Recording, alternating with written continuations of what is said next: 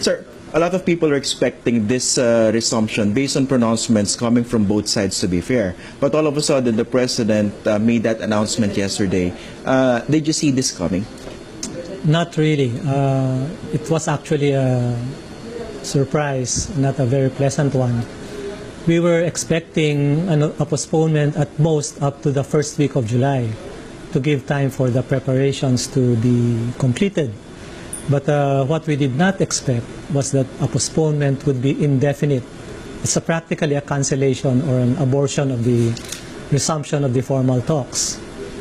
And not the first one. This is the third time that the fifth round of the formal talks has been cancelled or postponed indefinitely. Now, why did you use the term cancellation?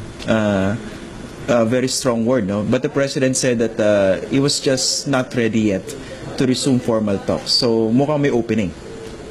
Well, because usually when you postpone, you would set a certain time frame. But this time it's indefinite again. And the reason being given, aside from the president having to study the documents, is that they wanted to engage the public, etc., etc. Sad to say, this is not the first time this has happened. And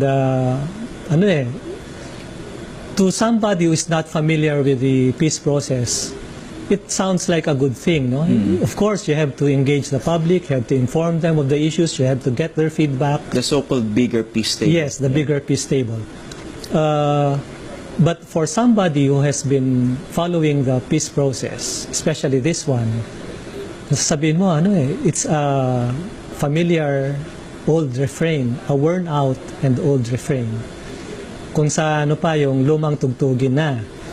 Unfortunately, in the past, when this happened, in 2008, the Arroyo government, when Secretary Esperon was the OPAP, the presidential advisor on the peace process then, they also put forward what they call this new track of local consultations, local peace talks, and then under the Aquino administration with Secretary Deles as the OPAP advisor, they also came out with this, again, new track of, again, local consultations and resolving the roots of the armed or addressing the roots of the armed conflict on the ground. Sounds very nice, no? But in the first place, this has been the presumption all along that you remember the NUC, National Unification Commission of Heidi Yorak in 1993, when the talks started, meron ng consultations and we assume that it has been ongoing. For the NDF's part, that has been a constant activity. You consult the people. That's part of the peace process. Yes. Kasi. Parang it doesn't come one after the other. So do you see this announcement by the president as more of an excuse to actually not resume peace talks? Not just a postponement? Ayaw nating unahan, we hope not. But in the past, this has been, what has happened is that under the Arroyo and the Aquino governments, nung sinabi nilang new track na, hindi na bumalik sa formal talks, it became an excuse for not pursuing the substantive agenda, which in both cases was the social and economic reforms. Now, the president and his peace advisor mentioned, of course, the president said he was not yet ready. He wanted to study the documents. But peace advisor Jesus Teresa said they wanted to consult the bigger peace table and that the enabling environment for the resumption was not yet there. Now, what they think were the real reasons behind the announcement of a postponement? We will tackle two, no?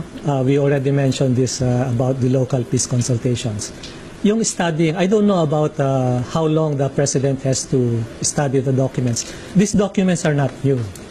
As I've said in our previous interview, we are picking up from the October-November back-channel talks, which was supposed to result in the resumption of the fifth round. This was October-November last year. Yeah. The documents have already been there. Parang inaayos na lang ulit no? Fine-tuning. Fine-tuning, yes. Of course, certain major issues have to be resolved, But you remember, we were prepared to resume the formal talks as early as May. So what do you think really last year. what do you think really triggered this announcement coming from the president at this stage in the informal talks?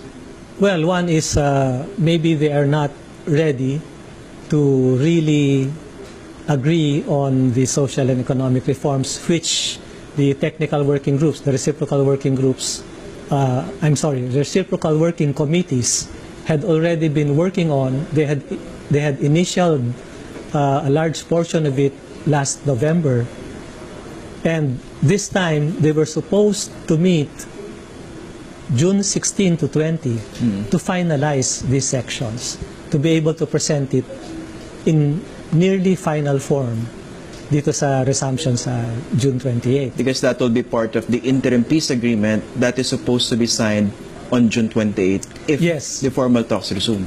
What is new is the interim peace agreement, but this idea came from the government. So we are presuming that it has been under discussion on the government side from the start. I mean, the back channel talks which we had last week was already the fourth. Yeah. It started in March, we had another one in April, and then in May, and another one this June.